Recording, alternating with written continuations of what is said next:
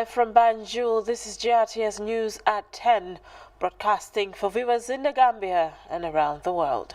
In our headlines, Gambian leader, His Excellency President Adama Barrow, extends his thank you tour to the southern bank of the Central River region. Climate experts call on rural communities to take a stand against bushfires and deforestation, with depleting vegetation threatening the Gambia's natural cover and livestock production. Now, as the Muslim month of Ramadan draws nearer, GRTS examines cost of basic food commodities in Serakunda and other urban markets. In sports, Combo East District Sports Committee awards winners and runners-up in the league and knockout tournaments alongside individuals who contributed to the development of sports in the district. In the internationals, Israel's foreign minister says his country will work with the U.S. to prevent a nuclear-armed Iran amid disagreements over an emerging nuclear deal. Well, that's the top of the news and much more coming ahead with me, Marianne Jai Ajayi. And thanks for joining us.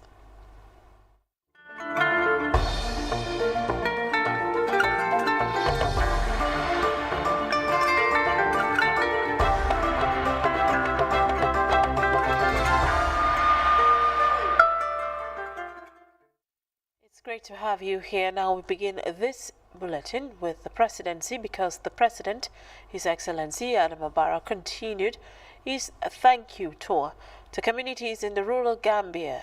As Mama J reports, President Barrow held meetings in Janjambe, Njoren and Njoben in Lower and Upper Fuladu constituencies in the Central River region.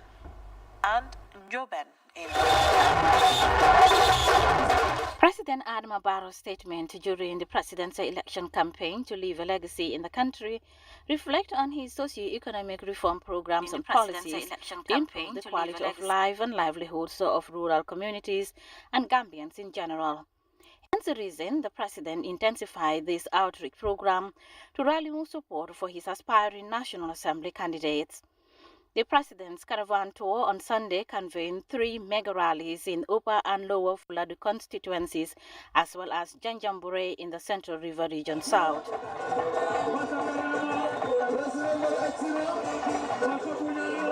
The Upper Fuladu constituency, one of the biggest constituencies in the country, saw an impressive program in Jordan village, where various speakers, including the alkali of the village, Ali Toure, rallied support for their aspiring candidate, Bakari Kora, a native of Bansang and former nurse at the Bansang Hospital. The political marketing system ensures that democracy is nurtured within societies at the local level. The strategy also paid attention to socio-economic development issues in local communities. The people of Njoren are appreciative of President Adama Barrow's development projects in the area.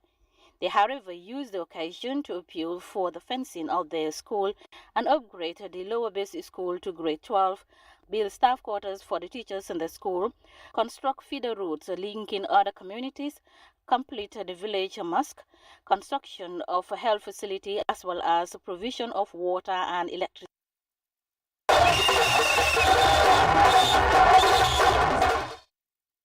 Reporting on the president's meeting in Janjambure, Njoren and Njoben.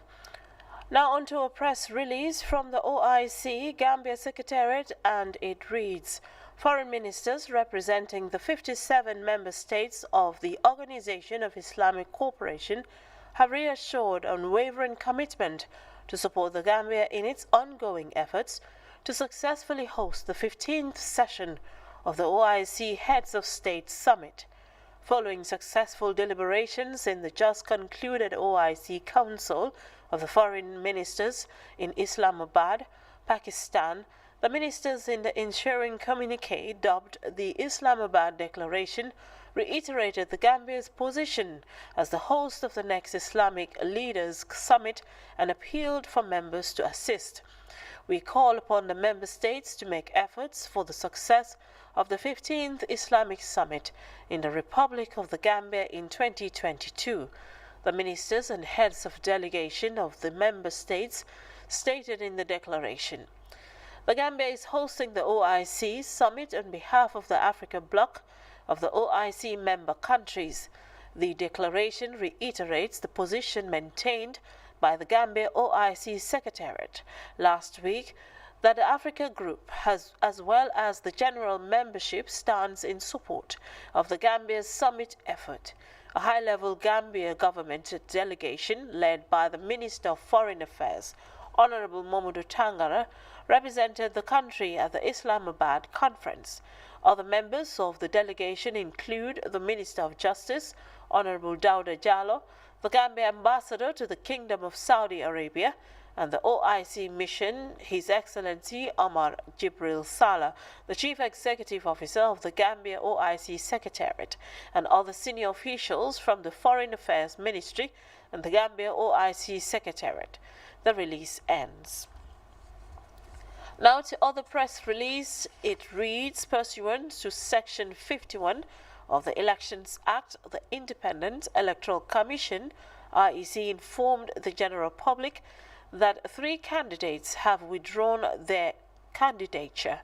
The returning officer for Janjanbureh Administrative Area, Ahmadu Tal, has duly accepted the withdrawal of Mustafa S. Cham, PDOIS candidate for Lower Salem constituency, Seluba, independent candidate for Upper Salem constituency, and Malik Jase, independent candidate for Lower Salem constituency.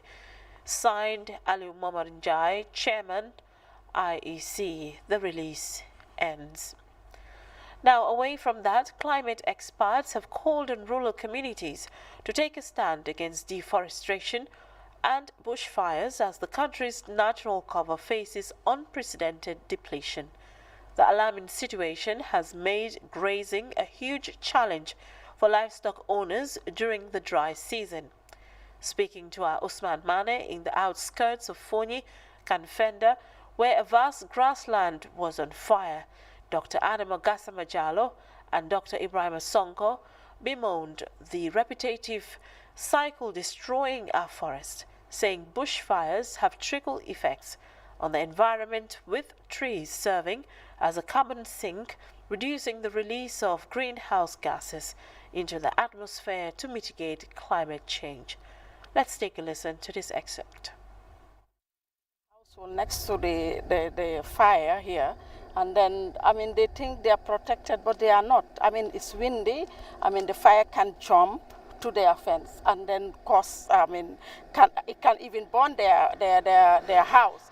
Another bad thing about it is the smoke that is coming. You see, it's so smoky, and they are inhaling this smoke, which is very bad for their health. And even the heat that they are absorbing, I mean, it's not good for their health. Don't say it's not my business, something which is just next to your doorstep. I mean, you ignore it. Nobody is out here. I mean, we should try to protect our environment, because the consequences will fall back on us. I mean, look at the smoke. The last time I said deforestation can cause climate change, because the forest is our carbon sink. Once the forest is there, because the carbon that is captured in the trees, once it is cut down, it will be released into the atmosphere. Instead of absorbing the carbon, it is now adding up into the atmosphere, which will cause the warming, and then this is what will impact on our health. Higher temperatures, a lot of sicknesses, and then it will also fall back onto government. Definitely, it is not a conducive environment, and it is not the best practices that we want. We have been advocating this. Bushfire is one of the major activities, especially this time of the year, when there is no rain for farmers to do farming activities. But it's quite sad, honestly. Very close to a household. Who knows, this household have a lot of things in it. You have food security, you have a lot of food inside, the belongings are there. It can cause disaster, definitely. And at the end of the day, people will just come and cry to seek food eat, which is not very good for us. Coming back to the activity we're seeing here, bushfire. A lot of carbon emission causing the climate to change. The impact will fall back to us. We know our Gambian economy is very, very weak to support even our livelihood. So if we are seeing such kind of practices, definitely it is an alarming issue Looking at this forest behind me, it's an open savanna. Animals usually graze this time of the year. So now you're burning all the residues. So where are these animals going to feed? It's a problem. So definitely bushfire is a problem. People should stop this bushfire. We should at least come out to engage our communities because it is usually happening around the rural areas. There's nobody here to build this fire. This fire is going. Who knows the end of this fire? And now, as the Muslim month of Ramadan draws nearer, GRTS's Khadijatu Jallow went out and about to take a look at the cost of basic food commodities such as sugar, oil and onions, which are highly consumed during this period. This is her report. In a free market economy situation, forces of demand and supply determine the prices of goods and services, although these market forces are currently said to be influenced by global crises such as the COVID-19 and Russia-Ukraine war. At the Serekunda market, which is Gambia's busiest business center, attracts customers from far and near due to its perceived high volume of goods and better prices. But how is the market situation this year ahead of the Ramadan? Jankeba is a customer who came all the way from Yuna village to buy Ramadan provisions for her association opposite Backwater Fish Market. Basalam baby no sa ko teme de jowe chapande jowe ko men sodi ko 5 liter diwlin on baby on don. We bought the bag of onion for $550, the 5-liter oil for $600, a carton of murtada, small bottles for $1,200. We also bought a carton of tea and jimbo. The total amount that we brought for the provision is $350,000. We could not afford to buy sugar because the money we contributed is not enough. We could not buy sugar because the money we brought was not enough. At Backwater, Tipagaras, retailers and consumers were busy buying foodstuff from this shop due to relatively lower price compared to other shops and markets. For this man who came all the way from Sukuta said prices of essential commodities are relatively high, attributing it to the effects of COVID-19, explaining that as a retailer, he scouts for reasonable prices so that he can sell at a lower price to attract customers. One of the vendors at this shop in Backwater, Ibrahim Babu, shared with GRTS the prices of some of these essential goods. We do wholesale and our prices are reasonable. We sell the 20-liter gallon of cooking oil for $1,990. The 50-kilogram bag of sugar is $1,900. A bag of onion is $550 and a bag of potato is $650, while the 50-kilogram bag of American rice is $1,390. American rice $1,390. From Backwater, a shop in Serekunda Market, price for the bag of onion at $625 compared to $550 in Backwater, $1,975 for a bag of sugar compared to $1,900. But when he was approached with the camera, he refused to appear on camera. For Zal, who has been in the sugar business for the last 3 years, recall last year at this time when a bag of sugar was $1,250 compared to now when a bag of sugar is $1,925 to $1,975. It is not easy for the vendors and consumers, Zal further explained, saying a cup of sugar was $6, but now it is between $11 and $12 per cup, which is expensive for average Gambian and other settlers in the country, Zal concluded. The lettuce and tomato vendors, who also did not want to be featured on camera, their prices seems to increase compared to last week when lettuce was priced as low as $5. But today, I was told the price has increased to $10 and $25 respectively.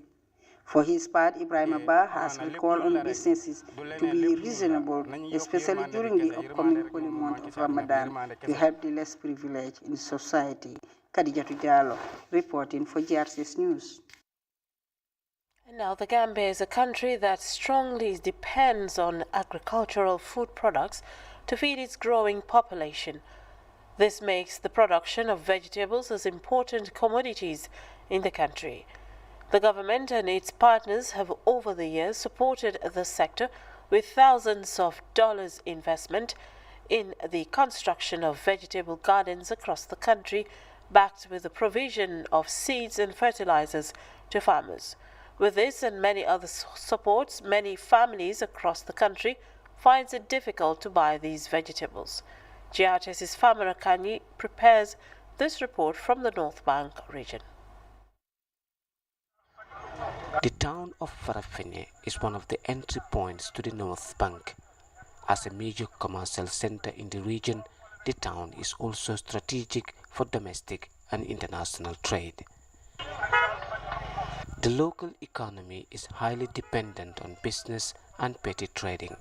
Transactions are done using either the Dalasi or the CFA.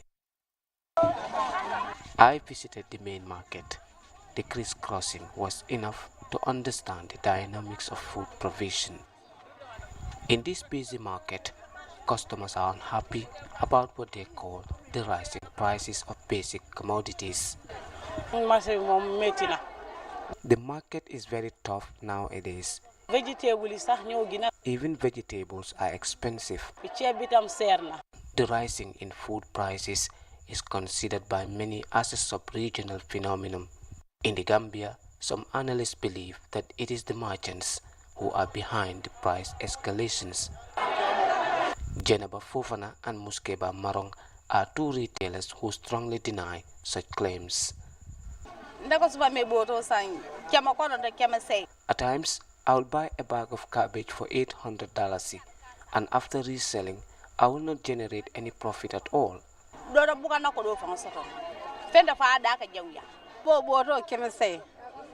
When we buy a bag of onion for $800, at times we don't even generate nothing out of it. I think we all have to blame the farmers and not the retailers. To find out more, I visited a vegetable garden in the village of Balengo. Kadinjai is busy watering her onion beds, which will be due for harvest in about 2 weeks. I put to her the claims of the merchants. The problem behind the rising food prices is in the markets, but not in the field. As Kadi continues to narrate the ordeals they usually encounter with retailers, she blames them for every hardship in the markets. Normally, we will sell a bag of onion here from $500 to $700 at most. But at the markets, only 4 onion is about $50. Imagine how many $50 will a retailer get from one bag bought at $500. The problem is definitely at the markets, not from the gardens.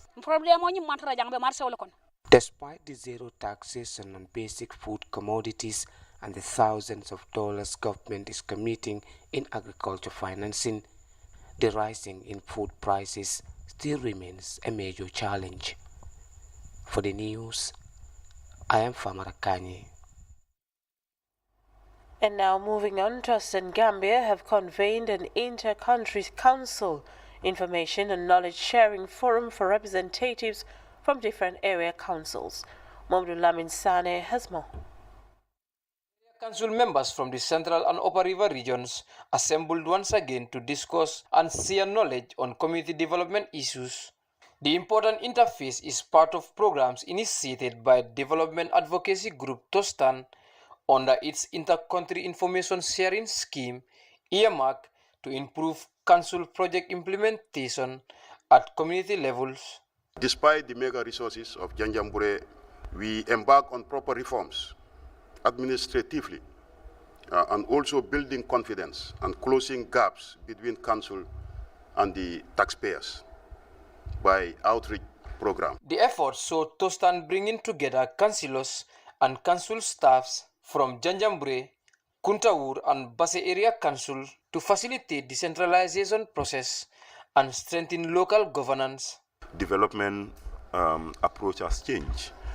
Demand have to come from the people themselves, and the councils are very close to the people, and that is why TOSTAN is reinforcing the capacity of communities, but also at the council level, so that bridge that is between the people, the electorates, and their elected people will be close. Because Tostan as an institution, we believe that that will bring more harmony, trust and confidence between people and the council. The inter-council engagement is a unique opportunity for council members to present project ideas and synchronize programs of mutual interest. Really, we are very, very impressive to see our people are changing gradually as Tostan has entered some of the wards, training youths, in adult literacy, knowing their rights as women, youths, and children. This is very. The councils with their taxpayers, because in many gatherings, I have the opportunity to be able to tell my people what councils are doing and the latest developments that we have for them, which is very rare sometimes for us as representatives to be able to talk to our taxpayers. But Tostan is giving us that floor always. Tostan Community Empowerment Scale-Up Program is a strategic effort to promote democracy, good governance, and local administration, fusing the development of local councils to harness existing opportunities. Mour Lamin Sane reporting for GRTS News from the Central River region. And now the resilience of organizations for transformative smallholders agriculture project Roots has completed a 2-day training on National Learning Exchange Program for 30 participants from 12 communities across the country. The 2-day synergy held in Jara, Jinoy was meant to promote peer learning and sharing of best practices among participants. As Usman Balde reports, the sessions have also reviewed activities of the pilot communities and draw lessons from them.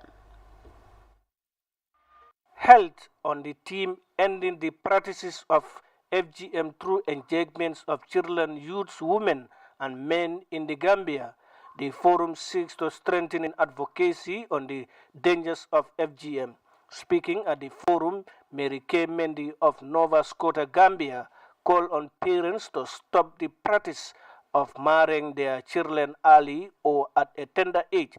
In his welcoming remarks on behalf of the Alcalo of the village, Modu Juf welcomed the noble health educators while emphasizing the importance in enhancing their understanding on FGM and early child marriage. Musa Ba, a student of Saibato Basic Cycle School, said they will disseminate the knowledge learned in order to strengthen the fight against harmful traditional practices against girls. The forum was punctuated by drama on early child marriage and female genital mutilation. Usman Balde, GRTS News. Well, we'll now join the Central Focused Office for the day's weather report.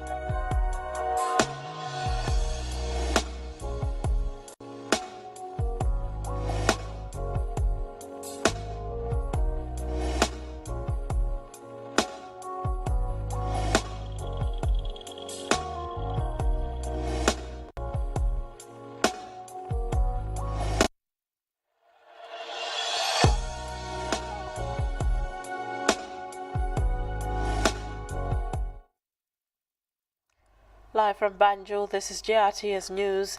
We will now take our first break. When we return, sports news is up next. Please stay.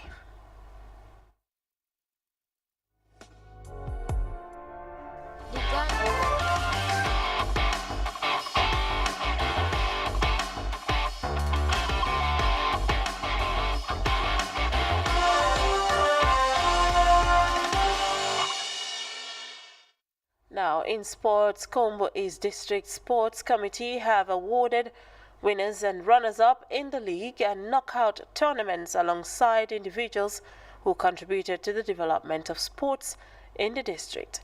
The maiden event held at Pirang was graced by hundreds of sports lovers from far and near. That report was written by Famara Baji and narrated by Baba Silla. A historic moment brings the Kombo East District together as communities gather for the first time to commend and recognize outstanding efforts invested in the development of sports. The colorful convergence which brought together sports enthusiasts from across the country also marked the end of the Alba Silva-led executive as district sports administrators.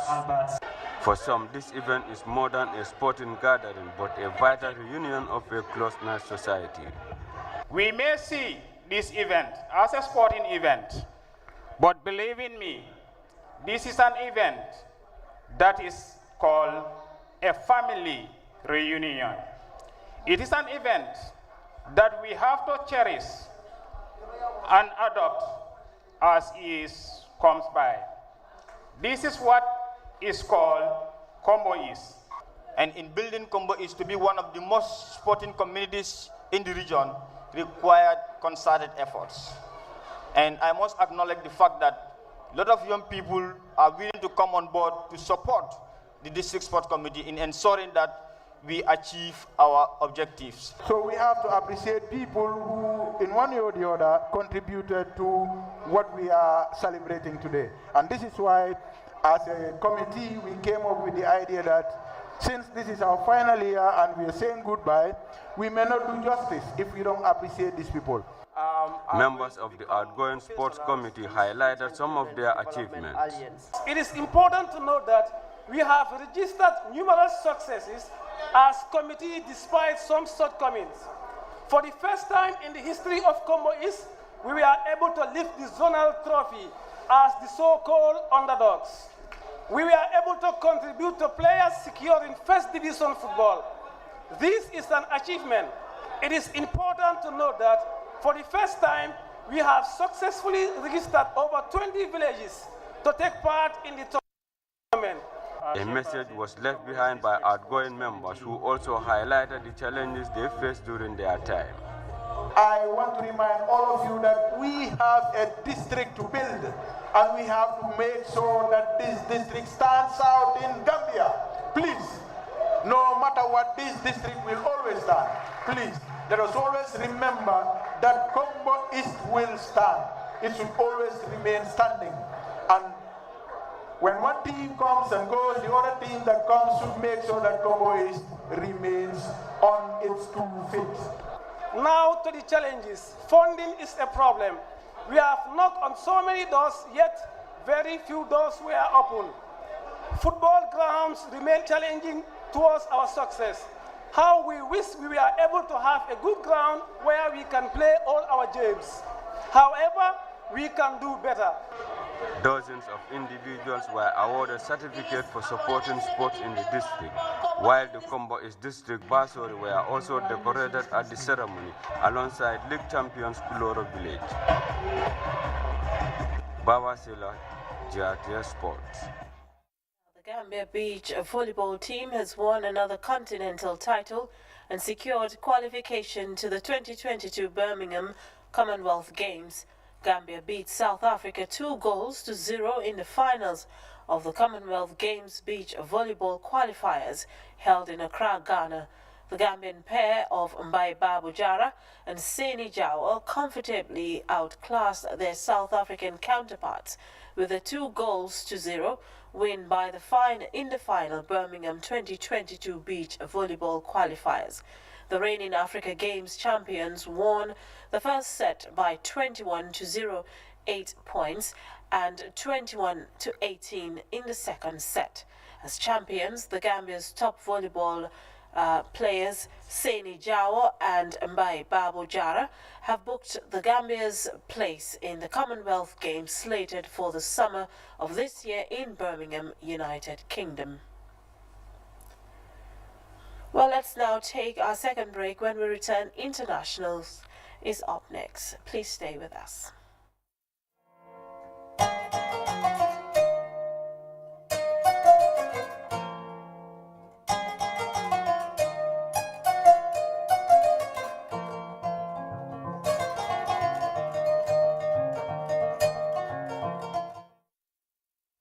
Welcome back. Now time to take a look at other news making headlines around the world. Now, starting in Israel, whose foreign minister says his government will work with the U.S. to prevent a nuclear-armed Iran despite disagreements over an emerging nuclear deal. Israel's foreign minister made the comments during a joint press conference with visiting U.S. Secretary of State Antony Blinken. And now U.S. President Joe Biden has called his Russian counterpart Vladimir Putin a butcher who cannot remain in power. Biden's comment came after meeting Ukrainian ministers for the first time since the conflict began. Russia responded that it is not for Biden to decide. A White House official then asserted that Biden was not discussing Putin's power in Russia or regime's change. Well, let's take a listen. Evening here in Moscow, and it's now Sunday morning, but Dmitry Peskov, the Kremlin's press secretary, has commented, although he's the only one so far. He said that's not for Biden to decide. The president of Russia is elected by Russians. So despite the White House rolling back on those comments, saying that the American president was not questioning Putin's power in Russia and was not referring to a change in power, it's certainly being interpreted as that by Dmitry Peskov, the press secretary. Previously, Russia has accused the United States of trying to destroy the country with its economic sanctions. The stock exchange only opened up at the very end of last week, and then it was limited to only trading amongst 33 of 50 companies. Now the exchange is being opened up to all companies listed on the MOEX, but there are still restrictions in place by the central bank to make sure we don't see a crash like we did when Moscow's so-called special operation began. For example, foreign investors are still limited. They cannot sell any of their shares, and they accounted for around half of all trades last year. On top of that, the Russian Direct Investment Fund has been ordered to invest $10 billion in struggling US companies to make sure the stock price does not fall too fast. Also, we are hearing from the Deputy Prime Minister about how Russia is going to try to take advantage of what's going on. So, for example, he mentioned that Western companies are, of course, leaving, and in the technological domain, he says that also poses some competitive advantages, that Russian companies could slip in where Western companies have left. He said the government's going to invest 300% more in grants. And we also got some information from one bank who's done an analysis into how Russian spending habits are changing over the past month. It says that now 20% of people in Russia used to carry cash. Now 50% are carrying cash with the difficulties or potential difficulties in making payments. And also that 50% used to have Russia's own Mir card system, separate to the Visa and MasterCard system, which has pulled out of international transactions. Half of Russians used to carry that, and it looks like over the next few months, around 75% will carry the Mir card. So a centralization of Russia's banking industry as well as its technology industry is on the way. Now you're watching us live from Banjul. A quick look at our top stories once again. Gambian leader, His Excellency President Adama Barrow, have extended his thank you tour to the southern bank of the Central River region. Climate experts have called on rural communities to take a stand against bushfires and deforestation, with depleting vegetation threatening the Gambia's natural cover and livestock production.